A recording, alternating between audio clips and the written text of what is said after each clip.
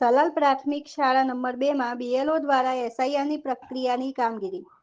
પ્રાંતિજ તાલુકાના સલાલ ખાતે બીજેપી સાબરકાંઠા જિલ્લાના પ્રમુખ કનુભાઈ પટેલ, કિસાન મોરચાના પ્રમુખ અને એપીએમસીના ચેરમેન રાજુભાઈ પટેલ, ડેપ્યુટી સરપંચ લક્ષ્મણભાઈ ખાંટ, પૂર્વ તાલુકા સદસ્ય લાલસિંહ ચૌહાણ, પૂર્વ સરપંચ મનુભાઈ સોલંકી, પંચાયતના સભ્યશ્રીઓ અને ગામના અગ્રણી શૈલેષસિંહ બારૈયા અને ધવલસિંહ બારૈયા વગેરે હાજર રહી બીએલઓની કામગીરીની સમીક્ષા કરી હતી.